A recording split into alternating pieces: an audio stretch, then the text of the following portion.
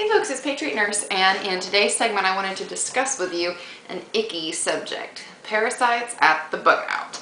This is a subject that I'm sure nobody wants to think about, yours truly included, because it's just gross and horrible. But the likelihood that if we as a country got into a long-term grid down situation, or you ended up having large groups of people living with you, you're probably going to have to deal with this, because historically this is something that happens when larger groups of people congregate together and hygiene is not a focus. So there's three different types of, how shall we say, critters that I want to touch on today specifically, but we'll also hit on the more icky internal types of parasites too.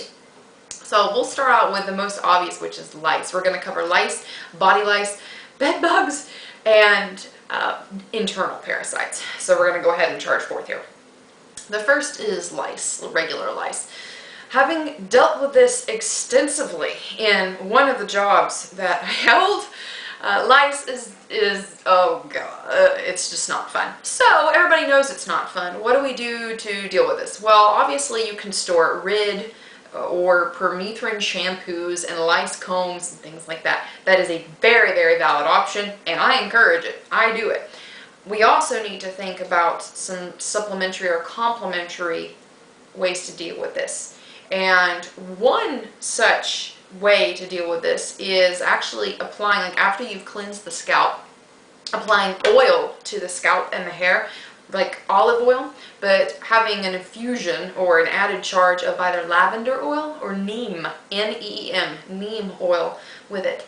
Lice have a very difficult time clinging on to dirty hair. They love clean hair. They can catch on to it quite easily. So whether you cleanse the scalp and comb through the lice and apply hair gel or whatever, there needs to be some type of barrier between the person's scalp and the outside world. If it's an oil or a gel, that's great, because that will make it more difficult for the lice to cling onto. And oh, I'm just almost itching thinking about it now. It's gross, having dealt with it quite a lot. But the lavender and the neem oil I have seen work, and I have also had reports from other people that they have implemented those measures and it has worked for them as well. So lavender and neem oil are great oils to store in your little essential oil cupboard too. So that's just another use for them. So go ahead and store those if you haven't already. The next is body lice. We are not so used to seeing this in the United States. I've seen it in other countries where I've done medical work in. Body lice, we would think would not be particularly, how shall we say, we would think of them being more of an inconvenience than an actual problem. But body lice do transmit typhus, which is a very real problem, and it's not going to be fun to deal with.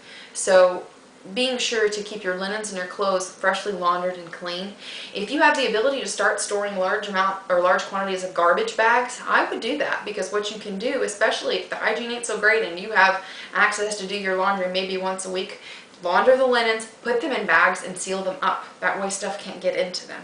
Also with your dirty linens, seal them up too and burn the stuff once you're done with it. The bags, that is.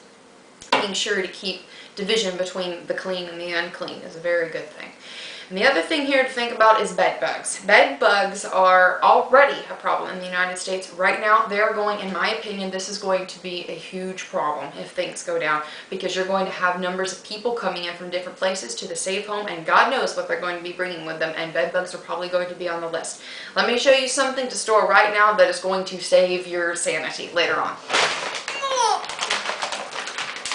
100% food grade diatomaceous earth. This is, shell flour. Diatomaceous earth is a wonder of a little thing. What it does is it cuts little holes in the exoskeletons of insects and parasites and dehydrates them so that they can't live.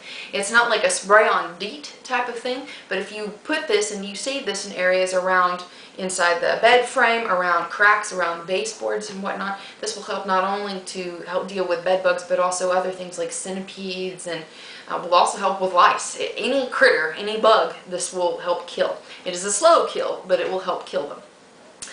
You can also, for bed bugs, if there is an issue with biting, you can put neem oil on your skin at night around the areas that are exposed, and also sleep tight. Tuck your tuck your pants into your socks, tuck your shirt into your pants, and make sure and stay covered up.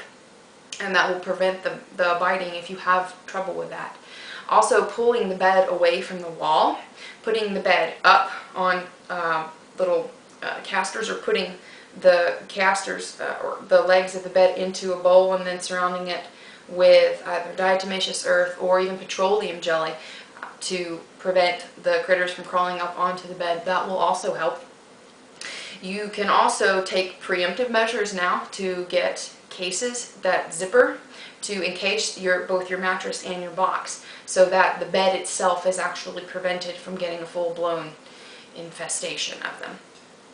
I think, in my opinion, that the parasite issue is probably one of the most under-addressed issues in survival and preparedness, because number one, it's gross, two, nobody wants to think about gross things, but three, it's not such a big problem now, but I guarantee you it's going to be huge later.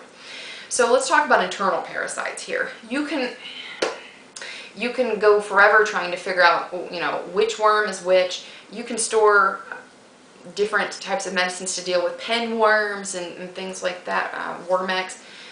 You can also take diatomaceous earth, food grade diatomaceous earth internally, and there are different instructions for doing this. Some people do a teaspoon in water once a day and drink it. It just tastes like chalk and water. I've done it before, just as part of a total cleanse. You can also eat pumpkin seeds too, and pumpkin seeds do help. For whatever reason, they seem to help to clear the intestines of parasites.